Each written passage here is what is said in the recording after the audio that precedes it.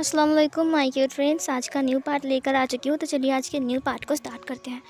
उस पार्ट में हमने देखा था कि विंग और वांग जी ट्रक के अंदर थे और वो ट्रक आकर एक जगह पर रुकता है। वो ड्राइवर बाहर आ गया, उसने कहा कितने घंटों तक चलाया, बहुत थक चुका हूँ। इधर बैन रोहान बहुत गुस्से में था और मेंग्याओ भी। उन्होंने कहा इतना इतना छोटा सा काम तुम लोग भी नहीं कर सकते हो, उन्हें ढूंढना। लगता है वो लोग गाड़ी में निकल गए। गॉड, मेंग्याओ ने कहा अब हमें हमें कहाँ मिलेगा? अगर वांग जी जाकर सब कुछ बोल देगा तो हम फंस जाएंगे। वैन रोहान ने कहा वही तो मैं बोल रहा हूँ, इन निकम्मों को अब क्या होगा बोलो। फिर उन लोगों ने कहा हमें माफ़ कर दीजिए सरदार। उन्होंने कहा बस चुप हो जाओ, एकदम चुप। हम क्या करें, कैसे ढूंढें उन्हें। तभी मेंग्याओ की नज़र एक खम्भे की तरफ जाता है। जो खम्भा वहाँ पर खड़ा था और उसके ऊपर वहाँ पर कैमरे थे। मेंग्याओ ने कहा मिल गया। फिर ये सुनकर बैन रोहान ने कहा क्या मिल गया? बैन रोहान की बात सुनकर मेंग्याओ ने कहा कैमरा। बैन रोहान ने कहा मेंग्याओ हम यहाँ पर वांग जी को ढूंढ रहे हैं, ना कि कैमरे को। मेंग्याओ ने कहा हाँ मुझे पता है, क्यों ना हम ऐसा काम करते हैं कि हम वांग जी को ढूंढ ले उस कैमरे के ज़रिए। बैन रोहान ने कहा क्या? फिर मेंग्याओ ने कहा मुझे इनका फुटेज चाहिए अभी इसी वक्त। उन लोगों ने कहा ठीक है चलो चलते हैं। उसके बाद वो लोग उनका फुटेज लेते हैं और फिर चेक करते हैं। मेंग्याओ ने कहा देखते हैं कि हमें वांग जी और विंग मिलता है कि नहीं। और फिर वो लोग ढूंढते हैं। ढूंढते ढूंढते तभी उनके सामने वही ट्रक आता है जहाँ पर वांग जी और विंग लेटे हुए थे और वांग जी और विंग लाइन में थे। वांग जी और विंग को मेंग्याओ और बैन रोहान देख रहे थे। उन्होंने कहा ये रहा, क्या तुम उन लोगों ने इस ट्रक को चेक किया था?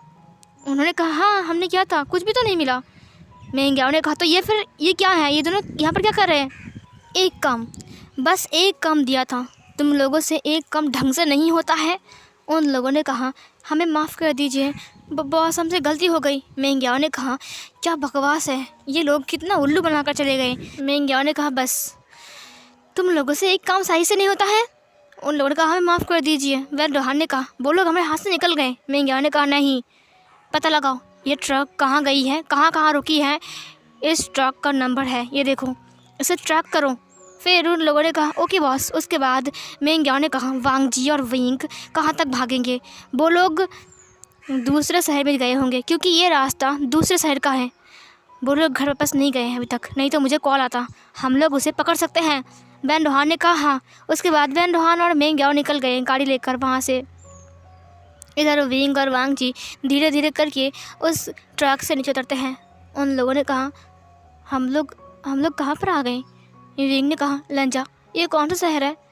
फिर लान वांग जी ने कहा मुझे नहीं पता विंग, वैसे मैंने नहीं देखा है। जहाँ तक मुझे लग रहा है कि हम बेजिंग में हैं, इसका मतलब हम शंघाई से बेजिंग में आ गए। Oh my God. फिर ये सुनकर विंग ने कहा क्या इतने दूर आ चुके हैं हम? इसका मतलब हम तकरीबन 12 घंटे 7 मिनट सफ़र कर रहे हैं, वो भी इस ट्रक में। वांग जी ने कहा हाँ 12 घंटे 7 मिनट से हम लोग सफ़र कर रहे हैं। ये सुनकर विंग ने कहा शंघाई में वापस जाना पड़ेगा, आइए वहाँ सिचुएशन हो रहे होंगे। वांग जी ने कहा विंग हम अभी वापस नहीं जा सकते हैं, अभी तो रात होने वाली है। और बात रही शंघाई से बेजिंग की रास्ते की, वो 1213.5 किलोमीटर की है, हम इतनी जल्दी वापस नहीं जा सकते हैं। विंग ने कहा अब हम क्या करेंगे, मेरे बच्चे रो रहे होंगे वहाँ पर। वांग जी ने कहा विंग चिंता मत करो, हम वापस जाएंगे, पहले मुझे सुयंग को कॉल लगाना पड़ेगा। उसने कहा तो हम क्या करेंगे? विंग ने कहा चलो यहाँ से कहीं जाते हैं, आसपास कोई होटल होगा तो वहाँ पर हम रुक सकते हैं। विंग ने कहा पैसे? वांग जी ने कहा पैसे। विंग ने कहा हम होटल में रुक सकते हैं तो पैसे कहाँ से आएगा? वांग जी ने कहा रुको। वांग जी के पास एक लॉकेट था डायमंड की। उसने कहा क्या हम इसे बेचकर पैसे ले सकते हैं? विंग ने कहा अब हम इसे कैसे बेचेंगे, कहाँ बेचेंगे? वांग जी ने कहा देखते हैं। उसके बाद वांग जी ने विंग के हाथ को पकड़ते हुए कहा चलो। उसके बाद वो विंग को लेकर चला गया वहाँ से। फिर वो लोग एक दुकान में आते हैं, बहुत बड़ा शोरूम था। फिर वांग जी ने कहा इसकी कीमत कितना देंगे? उसने उसको दे दिया। उस इंसान ने कहा हाँ ठीक है उसके बाद वो लोग उसका हिसाब करते हैं और जितना पैसा होता है वो वांग जी को देता है। वांग जी वहाँ से पैसों को लेता है। उसके बाद वो वहाँ से निकल गया। उसने कहा वो रहा वो ट्रक जिससे हम आए हैं और ये इसका शोरूम है, आसपास कोई होटल होगा तो। फिर ये सुनकर रिंग ने कहा हम कहाँ जाएंगे। वांग जी ने कहा रुको। फिर वांग जी ने एक इंसान से पूछा आसपास कोई होटल मिलेगा रुकने के लिए। वांग जी के फटे कपड़े उसने देखा। उसने कहा आसपास कोई ऐसा होटल नहीं मिलेगा जिस पे तुम जैसे लोग रुक सकते हैं। वांग जी ने कहा क्या मतलब है। ये सुनकर उसने कहा यहाँ पर एक 5 स्टार होटल है जो कि VIP के लिए है, मुझे नहीं लगता कि तुम लोग वहाँ पर रुक सकते हो। वांग जी और वहीं के कपड़े गंदे थे। वांग जी ने कहा वो किस तरफ है। फिर उस इंसान ने सब कुछ बोल दिया। वांग जी ने कहा थैंक यू सो मच। उसके बाद वांग जी चला गया। जब वो लोग 5 स्टार होटल के अंदर आ रहे थे तब सब लोग वांग जी और विंग को देख रहे थे क्योंकि उनके कपड़े बहुत ज़्यादा गंदे थे और वांग जी के कपड़े तो फटे हुए थे। सब लोग वांग जी को भिखारी समझ रहे थे और विंग उसके कपड़े पे मिट्टी लगी हुई थी। विंग ने कहा लंजा सब लोग हमें देख रहे हैं। वांग जी ने कहा कोई फ़र्क नहीं पड़ता है। वो रिसेप्शन पे आ गया जहाँ पर एक लड़की फ़ोन में बात कर रही थी। वांग जी ने कहा हेलो मिस। उसके बाद उस लड़की ने कहा अच्छा ठीक है मैं तुमसे बाद में बात करता हूँ ठीक है। फिर उसने कहा हाँ बोलो। फिर इधर वांग जी ने कहा हमें एक रूम चाहिए। ये सुनकर उस लड़की ने उसको ऊपर से नीचे तक देखा। उसने कहा तुम्हें रूम चाहिए, वो भी इस होटल की, तुम्हें पता भी है तुम कहाँ आए हो। वांग जी ने कहा हाँ आया हूँ यहाँ पर VIP 5 स्टार होटल, क्यों क्या हुआ है। फिर लड़की ने कहा तुम्हें पता भी है एक रात की यहाँ पर एक रूम की कीमत कितनी है। वांग जी ने कहा मुझे पता है 50,000 रुपये। फिर उस लड़की ने कहा हाँ समझ रही हो ना तुम, और तुम्हारी हालत देखो भिखारी कहीं के, कहीं कहीं से भी आ जाते हो। वांग जी ने कहा क्या मतलब है। उस लड़की ने कहा क्या मतलब है मतलब, ओह गॉड मुझे तो यकीन नहीं हो रहा है आजकल यहाँ पर भिखारी भी आते हैं। वांग जी ने कहा हम यहाँ पर रूम लेने के लिए आए हैं, ना कि आपकी बात सुनने के लिए, सो प्लीज़ अपना काम कीजिए। उस लड़की ने कहा हे हाउ डेयर यू, तुम मुझसे ऐसे बात कर रहे हो, तुम्हारी हिम्मत कैसे वैसे बात करने की। तभी वहाँ का जो मैनेजर था वह वहाँ पर आ गया। उसने कहा क्या हुआ है। उस लड़की ने कहा सर देखिए ये भिखारी का बच्चा बोल रहा है यहाँ पर इसे रूम चाहिए। मैनेजर ने कहा क्या मतलब है, तुम इसे भिखारी का बच्चा क्यों बोल रहे हो। हाँ बोलिए। वांग जी ने कहा हमें एक रूम चाहिए। ये सुनकर उस इंसान ने कहा हाँ एक कपल रूम है अभी, बाकी सब फुल है यहाँ पर। वांग जी ने कहा हमें वो वाला रूम चाहिए। उस इंसान ने कहा हाँ ठीक है। वांग जी ने कहा उस लड़की ने कहा हाँ तुम्हें पता भी है, गॉड 50,000 रुपये और ये भिखारी देगा। बॉस आपको नहीं लगता कि आप गलती कर रहे हो। मैनेजर ने कहा शट अप, चुप हो जाओ, ये हमारा कस्टमर है। फिर उस लड़की ने कहा हाँ ठीक है। उसके बाद वांग जी ने कहा हमें रूम की चाबी दो। उस लड़की ने कहा ये लो, और उसने देते हुए नीचे फेंक दिया। उसने कहा युक मुझे तुम्हें नहीं देना है, तुम खुद उठा लो। वांग जी ने कहा मैं तुम्हें विंग ने खा जा। नहीं। वांग जी रुक गया। उसके बाद विंग उठा लिया। उसने कहा छोड़ो। वांग जी ने कुछ नहीं बोला। उसके बाद वो चला गया उस रूम की तरफ। उस लड़की ने कहा देखना सर कहीं सुबह ना बोले कि हमारे पास पैसे नहीं है, हम बिल पे नहीं कर सकते हैं। ये बोलकर उसने वांग जी को देखा, वांग जी को सुना दिया, लेकिन वांग जी ने कुछ नहीं कहा। वो चला गया ऊपर जहाँ पर उनका रूम है। उसके बाद वो लोग रूम के अंदर आ गए। वहाँ पर एक वेटर आ गया। उसने कहा सर आप लोगों का डिनर। उसके बाद वांग जी ने कहा थैंक यू सो मच, और फिर उसने वहाँ पर रख दिया। उसके बाद विंग और वांग जी बैठ गए। विंग और वांग जी को बहुत भूख लगी थी। विंग ने कहा लंजा खाना खा लेते हैं, तुम्हें भूख लगी है ना। वांग जी ने कहा फ्रेश नहीं हो गए। विंग ने कहा लेकिन हमारे पास तो कुछ भी नहीं है। वांग जी ने आसपास देखा, वहाँ पर एक कबर्ड था। उसने ओपन किया, वहाँ पर टॉवल था, लेकिन एक ही टॉवल था। वांग जी ने कहा सिर्फ एक टॉवल है। विंग ने कहा एक काम करो तुम पहले जाओ, उसके बाद मैं जाऊँगा। वांग जी ने कहा ठीक है। उसके बाद वांग जी चला गया फ्रेश होने के लिए।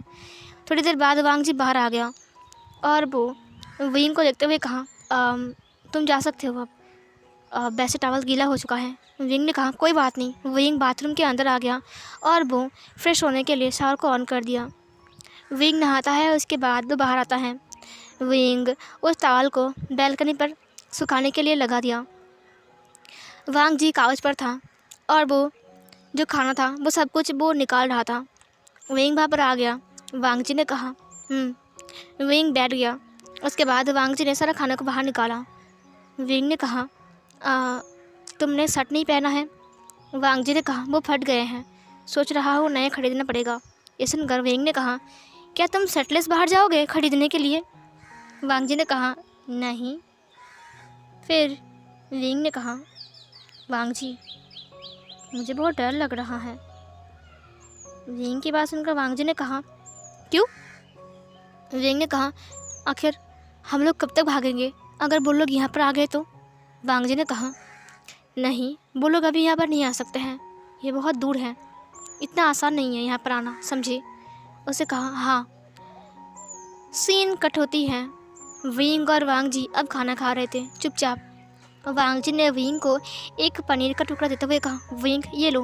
विंग ने कहा, थैंक यू। उसके बाद विंग ने उसकी पनीर के टुकड़ों को लेते हुए कहा, तुम भी खाओ। वांग जी भी खा रहा था, विंग भी खा रहा था। सीन कट होती है, हमें मेंग ग्याओ को दिखाया जाता है। मेंग ग्याओ जो कि था, उसे कहा, ओह अच्छा, तो वो लोग इस वक्त बेजिंग में हैं। शंघाई से सीधा बेजिंग चला गया। वो ट्रक वहीं पर ही है अभी तक। उसे कहा, हाँ, मुझे लगता है कि आज रात के लिए वो वहाँ पर रुकने वाला है। मेंग ग्याओ ने कहा, इसका मतलब वो लोग अब तक ट्रक से उतर गए होंगे और वो लोग उतर कर शायद कहीं गए होंगे, होटल में या फिर घर आने के लिए बस पर। तुम्हें क्या लगता है? उसे कहा, मुझे नहीं पता, वैसे लान वांग जी के पास पैसा नहीं है। ये सुनकर मेंग ग्याओ ने कहा, तो फिर ज़रूर वो लोग बेजिंग में फंसे हुए होंगे। क्या हमें जाना चाहिए वहाँ पर? वैन रोहान ने कहा, नहीं, मेरे पास एक आइडिया है। ये सुनकर मेंग ग्याओ ने कहा, क्या आइडिया है? वैन रोहान ने कहा, वो लोग बेजिंग में गए हैं, ज़रूर वापस आएंगे, है ना? वापस आने का 2-3 रास्ता है, क्यों ना हम वहाँ पर उनके लिए वेट करें और जैसे ही वो लोग यहाँ पर आए हम उन्हें पकड़ लेंगे। ये सुनकर उसे कहा, हाँ, वो लोग एयरपोर्ट से तो नहीं आएंगे, ट्रेन बाकी रहा, ट्रेन और बस, तो हम लोग यही काम करते हैं। ये सुनकर उसने कहा, हाँ। उसके बाद सारे बस स्टैंड पर और रेल स्टेशन पर उन लोगों ने अपनी अपनी आदमी लगा दिया ताकि वो लोग वांग जी और विंग को पकड़ सकें। इधर वांग जी और विंग अपने रूम में थे। सिजी और इवान रो रहे थे। वो लोग इतना रो रहे थे कि उनको चुप कराने के लिए मैडम यू कम पड़ गई थी। सब लोग उन दोनों को चुप करा रहे थे। सिजी ने कहा, हमारा मम्मा कहाँ चला गया? पापा गायब हो गया और मम्मा भी गायब हो गया। मुझे मम्मा चाहिए बनी, मुझे मम्मा के बिना नींद नहीं आएगी। इवान ने कहा, हाँ, चिचुए, तुम्हें क्या लगता है मम्मा भी गायब हो गई पापा की तरह? नहीं नहीं, ऐसा नहीं हो सकता है ना। फिर मैडम लान ने कहा, ऐसा नहीं हुआ है बेटा, चुप हो जाओ, कब से रो रहे हो, खाना खा लो। सुजू ने कहा, नहीं, मुझे नहीं खाना, मम्मा कहाँ है मम्मा? शुयांग ने कहा, मम्मा नानी के घर गई है। ईवान ने कहा, तो फिर अभी तक वापस क्यों नहीं आ रही है और कॉल क्यों नहीं आ रही है? उनका फ़ोन बंद क्यों है? बोलो मुझे, मम्मा कहाँ है? बोलो, मुझे नहीं पता। ये सुनकर शुयांग ने कहा, चिंता मत करो, वो वापस आ जाएंगे। उसे कहा, नहीं, झूठ बोल रहे हो आप लोग, मम्मा कहीं चली गई है, हमें छोड़ कर चली गई मम्मा। उसके बाद वो लोग बहुत रो रहे थे और शिचैन उन दोनों को संभालते हुए कहा, नहीं, मम्मा कहीं नहीं गया है, मुझे लगता है मम्मा पापा को लाने के लिए गया है और मम्मा पापा को लेकर आ जाएंगे। तभी मेंग ग्याओ घर में आ रहा था तो मेंग ग्याओ को सुनाई दिया। उसने कहा, क्या? फिर इधर शिचैन ने कहा, विंग गायब है ना, इसीलिए हम बच्चों को समझा रहे हैं। मेंग ग्याओ ने कहा, ओह अच्छा। मेंग ग्याओ ने एक सांस छोड़ते हुए कहा, इसका मतलब अभी तक इन सबको कुछ पता नहीं है। उससे पहले मुझे अपना काम करना पड़ेगा। उसके बाद मेंग ग्याओ चला गया अपने रूम में। उसने किसी को कॉल लगाया। उसने कहा, मेरा पेपर्स सब कुछ रेडी है ना? फिर उसने कहा, हाँ। वो एक लॉयर था। उसने कहा, हाँ सर, रेडी है, और बट मुझे समझ में नहीं आ रहा है कि मैं क्या करूँ। उसने कहा, क्या मतलब है? तुम्हें दिया था ना रेडी करने के लिए? उस इंसान ने कहा, हाँ, रेडी करने के लिए आपने दिया था, मैंने रेडी तो कर लिया है, लेकिन अभी तक हम कोर्ट तक नहीं पहुँचे ना। ये सुनकर मेंग ग्याओ ने कहा, अभी हम कोर्ट पर नहीं जा रहे हैं, पहले मैं वांग जी को बदला ले लूँ, वांग जी को पहले यहाँ से हटाऊँ, उसके बाद मैं कोर्ट पर जाऊँगा, ठीक है? और उसके बाद प्रॉपर्टी भी तो मेरा नाम है ही, क्योंकि वांग जी ने लिख जो दिया है। ये सुनकर उसने कहा, अच्छा ठीक है। उसके बाद सीन कट होती है। इधर वांग जी और विंग अपने रूम में था। विंग बेड को ठीक कर रहा था। वांग जी ने कहा, क्या मुझे कॉल करना चाहिए? विंग ने कहा, हाँ, मैं तो भूल ही गया, ये वाना सुजी पता नहीं क्या कर रहे हैं। एक काम करो, तुम्हें कॉल करके आओ। वांग जी ने कहा मेरे पास तो मोबाइल भी नहीं है। वेंग ने कहा मेरा भी गिर गया। वेंग और वांग जी एक दूसरे को देखते हैं। उसके बाद वेंग ने कहा रिसेप्शन में मोबाइल है, हम जाकर बात कर सकते हैं। वांग जी ने कहा मैं शर्टलेस हूँ। वेंग ने कहा अब क्या होगा?" फिर वेंग ने कहा अब 1 मिनट रुको, तुम मेरा शर्ट पहन सकते हो। उसने अपने शर्ट को खोल दिया और टॉवल पहन लिया। उसने कहा ये लो। वांग जी ने कहा मैं जाऊँ क्या?" वेंग ने कहा तुम जाओ, मुझे कुछ नहीं पता इसके बारे में। वांग जी ने कहा ठीक है। इधर जो शुयांग था वो घर में आता है। उन्होंने कहा शिजुए, इवान देखो मैं तुम्हारे लिए क्या लेकर आया हूँ। उन्होंने कहा हमें कुछ नहीं चाहिए, हमें मम्मा चाहिए, पापा चाहिए, हमें नहीं पता, हमें कुछ नहीं चाहिए, हम कुछ नहीं लेंगे। शुयांग ने कहा देखो इसे ले लो, देखो ये कितना अच्छा चॉकलेट है, और देखो मैं तुम्हारे लिए मोमोज लेकर आया हूँ, तुम लोग नहीं खा रहे हो ना इसीलिए अंकल तुम्हारे लिए इतना अच्छा अच्छा खाना लेकर आए हैं। और देखो मैं तुम्हारे लिए एक और बनी लेकर आया हूँ, और ये देखो ये क्या है। तभी सीजे ने उसको फेंकते हुए कहा मुझे नहीं चाहिए। मैंने कहा ना मुझे मम्मा चाहिए, मुझे मम्मा चाहिए, पापा चाहिए, मुझे लेकर आओ, उन्हें लेकर आओ, मुझे नहीं पता, मुझे उन्हें चाहिए, मुझे ये सब नहीं चाहिए। इवान ने कहा मुझे भी नहीं चाहिए, मुझे भी नहीं चाहिए, मुझे मम्मा चाहिए, मुझे मम्मा के पास जाना है, मुझे मम्मा को हग करना है, मुझे नहीं चाहिए ये सब कुछ। मैडम लाल ने कहा अच्छा ठीक है शांत हो जाओ, चुप हो जाओ, चुप हो जाओ। तब ये शुयांग के पास कॉल आ गया। तो वेइंग का शर्ट वांग जी को छोटा हो रहा था, लेकिन फिर भी उसने पहन कर रखा था। वांग जी जब रिसेप्शन के पास पहुंचा तब उसने उस लड़की को देखा जो कि घमंडी लड़की वहाँ पर बैठी हुई थी। वांग जी वहाँ पर आ गया। उसने कहा तुम ये कपड़ा, रुको रुको, ये कपड़ा तो तुम्हारा हस्बैंड का था ना?" "हाँ, अपने फटे हुए कपड़े को उसे दे दिया और ये पहन लिया। तुम कितने अजीब इंसान हो।" वांग जी ने कहा मुझे कॉल करना है। ये सुनकर उस लड़की ने कहा क्यों, तुम्हें कैसे कॉल करना है, तुम्हारे पास मोबाइल भी नहीं है? ओ माय गॉड भिखारी, तुम कितने भिखारी हो, तुम्हारे पास मोबाइल भी नहीं है। ठीक है तुम कॉल कर सकते हो। वांग जी ने कहा थैंक यू। उसके बाद उस लड़की ने कहा ये लो। उसके बाद वांग जी ने फ़ोन को ले लिया, उसे नंबर डायल किया और उसने शुयांग को कॉल लगाया। शुयांग ने कहा ओ गॉड किसका कॉल आ रहा है इस वक्त। शुयांग ने कट कर दिया। फिर उस लड़की ने कहा क्या हुआ? मुझे लगता है कि तुम शायद किसी के पास से पैसा उधार लेने वाले हो, है ना? क्योंकि तुम इतने बड़े वीआईपी होटल में जो आए हो, इसीलिए कोई तुम्हारा फ़ोन उठा नहीं रहा है ना? वांग जी ने कहा नहीं। उसके बाद वांग जी ने फिर से कॉल लगाया। इस बार शुयांग ने कहा ओ गॉड फिर से। उसने कॉल को उठाते हुए कहा हेलो मैं बहुत बिजी हूँ, आप कौन हो? आप बाद में बात करना। वांग जी को सुनाया दिया कि वाना और सिजुए रो रहे हैं। उसे कहा शुयांग। फिर शुयांग ने कहा बॉस। शुयांग के हाथ से सारी चीज़ गिर गई। सब लोग शुयांग के मुंह से ये बात सुनकर तुरंत सब लोग उनको देखते हैं। इधर मेंग्याओ को सुनाई दिया। मेंग्याओ भी वहीं पर ही खड़ा था। मेंग्याओ ने कहा क्या कहा बॉस? फिर मेंग्याओ वहाँ पर आ गया। शुयांग ने कहा बॉस बॉस अब कहाँ हो? इतने टाइम से आपने कॉल नहीं किया, अब कहाँ हो बॉस? आपको पता है विंग भी गायब है। वांग जी ने कहा विंग मेरे साथ है, तुम चिंता मत करो। तुम घर में हो क्या? शुयांग ने कहा हाँ मैं घर में हूँ। इसका मतलब आप और विंग सर साथ में हो? ये सुनकर इवान और शिजुए ने कहा क्या किसने कॉल किया है? मम्मा ने कॉल किया है, पापा ने कॉल किया है? शुयांग ने कहा पापा ने कॉल किया है।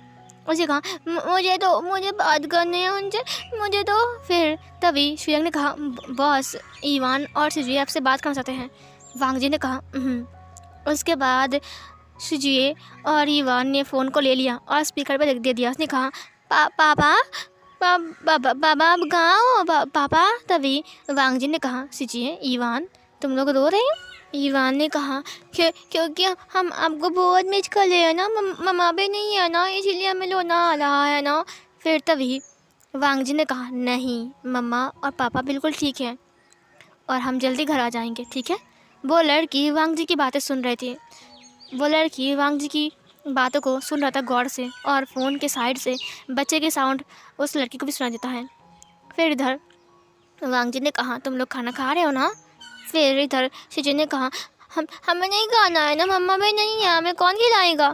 हमें अच्छा नहीं लग रहा है, आप लोग कहाँ हो, जल्दी आ जाओ ना, हमें आपको हगी करना है, हमारा बर्थडे आ रहा है और आप लोग कहाँ गायब हो, मुझे अच्छा नहीं लग रहा है। ये सुनकर वांग जी ने कहा, चुप हो जाओ बेटा, बिल्कुल चुप हो जाओ, हम आ जाएंगे। 1 मिनट, शुयांग को कॉल दो। उसे कहा, अंकल ये लीजिए, पापा कुछ बोलेंगे। ये बोलकर उसने कॉल को मतलब फ़ोन को दे दिया। उसके बाद शुयांग ने कहा, यस बॉस। वांग जी ने कहा, शुयांग मैं बहुत बड़े मुसीबत में हूँ। ये सुनकर शुयांग ने कहा, क्या हुआ है बॉस? फिर वांग जी ने कहा, मेरी बात सुनो, फ़िलहाल वैन डोहान के आदमी मेरे पीछे हैं, विंग भी खतरे में है। मैंने विंग की ज़िंदगी तो बर्बाद कर ही दिया है, मेरी वजह से विंग को बहुत कुछ सहना पड़ा। मैं चाहता नहीं हूँ कि विंग को और कुछ सहना पड़े। सुनो शुयांग, मेरी बात सुनो कान खोलकर, हम लोग इस वक्त बेजिंग में हैं। शुयांग ने कहा, बेजिंग में? आप लोग कहाँ पर हो? वांग जी ने कहा, हम एक होटल में हैं। फिर शुयांग ने कहा, होटल में? बॉस आप ठीक तो हो ना? उसे कहा, हाँ मैं ठीक हूँ। मेरी बात सुनो, हम जा रहे हैं बेजिंग से कल, जितना पैसा मेरे पास है उससे हम घर पहुँच जाएंगे। फिर शुयांग ने कहा, बॉस आपके पास पैसा नहीं है? वांग जी ने कहा, पैसा नहीं था मेरे पास। शुयांग ने कहा, पैसा नहीं था तो आप होटल में कैसे आ गए? वांग जी ने कहा, मैंने मेरा डायमंड का जो लॉकेट था वो उसे बेच दिया। ये सुनकर शुयांग ने कहा, क्या? वो आपका बहुत प्यारा था ना? वांग जी ने कहा, पैसा ही नहीं था, मैं क्या करता विंग को लेकर, और हम लोग कहाँ भटकते बोलो, हमें तो एक रहने के लिए जगह चाहिए था ना, और रात बीत रही है और शहर में हम किसको जानते भी नहीं हैं। वो लड़की वांग जी की बात सुनकर उसकी आंखें बड़ी बड़ी हो गई। उसने कहा, डायमंड का लॉकेट? इसके पास डायमंड का लॉकेट था? ये भिखारी है कुछ और है क्या, ये चोर है? तभी वांग जी ने कहा, मेरी बात सुनो, फ़िलहाल अभी मिंग्याओ क्या कर रहा है? शुयांग ने कहा, मिंग्याओ ऑफिस में जाता है और वो ऑफिस में काम भी करता है। उसने कहा, अच्छा ठीक है। उसके बाद उस लड़की ने देखा कि वांग जी शुयांग से बात कर रहा था। उसके बाद सब लोगों ने कॉल को लेते हुए कहा, वांग जी तुम ठीक तो हो ना? सिचैन, मैडम लान, लान कुरैन, चिंग हंगजुन, मिसेस लान, सब लोग रो रहे थे। वांग जी ने कहा, मॉम डैड चिंता मत कीजिए, हम कल सुबह ही पहुंच जाएंगे, मतलब कल सुबह निकल जाएंगे यहाँ से, शायद हम लोग शाम तक पहुंच जाए शंघाई में। ये सुनकर उन लोगों ने कहा, विंग ठीक तो है ना? फिर वांग जी ने कहा, हाँ विंग बिल्कुल ठीक है, वो रूम में है, आप लोग चिंता मत कीजिए, हम लोग कल आ जाएंगे वापस। इवान सिजवे रोना मत, ठीक है, खाना खा लेना, नहीं तो हम तुमसे बात नहीं करेंगे। उन लोगों ने कहा, हाँ हाँ हम खाना खा लेंगे, आप लोग जल्दी वापस आ जाओगे ना पापा? उसे कहा, हाँ हम आ जाएंगे, तुम जल्दी खाना खा लेना, ठीक है, गुड बाय हो ना? उन लोगों ने कहा, हाँ हम खाना खा लेंगे, हम गुड बॉय हैं। उसके बाद वांग जी ने कहा, अच्छा ठीक है, मैं कॉल कट कर रहा हूँ, हाँ सो जाना, ओके गुड नाइट। शिजुए ने कहा, गुड नाइट पापा। फिर उसने अपनी पापा को एक किसी दे दिया और शिजुए ने भी और इवान ने भी। वांग जी ने भी कहा, गुड नाइट मेरा प्यारा बच्चा, और उसने भी उनको किसी दिया और फिर उसने कॉल को कट किया और उसने पीछे मुड़ा, देखा कि वो लड़के उसे हाँ करके देख रहा है। वांग जी ने कहा, थैंक यू सो मच। उसने फ़ोन को रख दिया। उस लड़की ने कहा, ये क्या इंसान है, क्या ये कोई चोर है? माय गॉड, मुझे तो यकीन नहीं हो रहा है। फिर वांग जी चला गया वहाँ से। इधर उस लड़की ने कहा, नहीं मुझे बात करना पड़ेगा बॉस के साथ, चाहे ये लोग कोई भी हो, अगर ये लोग चोर है तो नहीं हमारे होटल में चोर का कोई भी अलाउ नहीं है, काम नहीं है, नहीं मुझे बात करना पड़ेगा। और फिर वो लड़की चली गई वहाँ से बात करने के लिए मैनेजर के साथ। इधर विंग और वांग जी अब रूम में था, अब सोने का वक्त हो चुका था। विंग सोच रहा था कि वो कहाँ पर सोए, क्योंकि ये एक ही बेड है यहाँ पर और वांग जी और विंग एक ही रूम पर। विंग सोच रहा था, क्या वांग जी उसके साथ बेड शेयर करेगा? पहले तो कभी नहीं करता है ना। विंग पिलो को लेकर वहाँ से जा रहा था काउच में। वांग जी तभी अंदर आ गया, दरवाज़ा बंद करते हुए कहा, तुम क्या कह रहे हो? विंग ने कहा, तुम आ गए। विंग ने जल्दी से अपनी टॉवल को ठीक किया क्योंकि उसने टॉवल पहना था। वांग जी ने कहा, हाँ। उसके बाद वांग जी अंदर आ गया। विंग तकिए को लेकर खड़ा था। वांग जी ने कहा, तुम क्या कर रहे थे? विंग ने कहा, सोने की तैयारी। वांग जी ने कहा, पिलो को लेकर कहाँ जा रहे हो? विंग ने कहा, वो काउच में सोने के लिए। वांग जी ने बेड को देखा, उसके बाद काउच को। वांग जी ने कहा, इतना बड़ा बेड है, तुम काउच पे क्यों जा रहे हो? विंग ने कहा, बेड पर तुम सोओगे ना, तुम्हें प्रॉब्लम होगी। वांग जी ने कहा, कोई प्रॉब्लम नहीं होगी, आ जाओ। उसके बाद वांग जी बेड पर आकर बैठ गया। विंग का शर्ट छोटा हो रहा था, इसीलिए वांग जी ने उसको खोल दिया। अब वांग जी की बॉडी विंग के सामने पूरी तरीके से निकट थी और उसे देखकर विंग की आंखें बड़ी बड़ी हो गई। थोड़ी देर बाद वांग जी ने विंग को देखा। उसने कहा, क्या हुआ, तुम वहाँ पर खड़े हो, सोना नहीं है क्या? विंग ने कहा, अब वो मैं। वांग जी ने कहा, यहाँ पर सो सकते हो, बेड पर बहुत जगह है।